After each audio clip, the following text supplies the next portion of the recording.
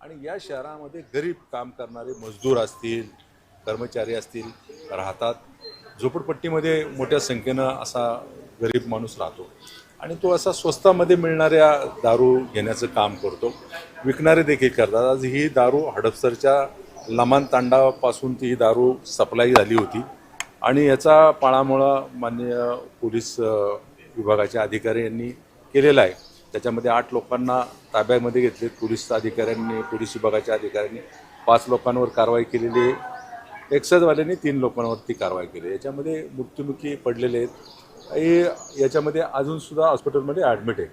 पुढे असे प्रकार घडू नये म्हणून मी माननीय पोलीस अधिकाऱ्यांशी चर्चा केलेली आहे, एक्साईज विभागाच्या अधिकाऱ्यांनी केलेली आणि सख्तपणे जो चुकीचं काम करतो, जो गैर प्रकारे असे धंदे करतो याच्यावरती सक्त कारवाई केली पाहिजे. अन्न प्रशासनाचा होल्ड नाही राहिला असं वाटतंय का? कारण एवढ्या नाही, याच्यामध्ये भेसळयुक्त अन्न प्रशासन, एक्साईज यांनी सगळ्यांनी मिळून खरं तर कारवाई केली पाहिजे. ज्यावेळेस एखादा प्रकार घडतो त्यावेळेस सगळेजण जागे होतात, परंतु हे होऊ नये याच्यासाठी कारवाई केली पाहिजे. मी पोलीस अधिकाऱ्यांशी सगळ्यांशी या संदर्भामध्ये चर्चा केली.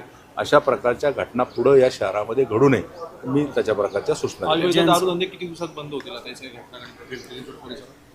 अवैध दारूधंदे होऊ नये याच्यासाठी पोलीस दक्ष आहे, परंतु काही कमी जास्त पैसे मिळतात या दृष्टिकोनातून काही गुन्हेगार यामध्ये सहभागी असतात आणि अशा प्रकारचे कृत्य करतात. पोलीस विभागाचे अधिकारी याच्यामध्ये पूर्णपणे लक्ष देऊन कार्य करत असतात, काम करत असतात. परंतु शहर मोठं झाल्यानंतर अशा प्रकारच्या ज्या घटना आहेत त्या रोखण्यामध्ये खरं तर अपयश येतं. परंतु मी पोलीस अधिकाऱ्यांना देखील सांगितलेलं आहे, ज्या ठिकाणी स्लम एरिया आहे का तो झोपडपट्टी आहे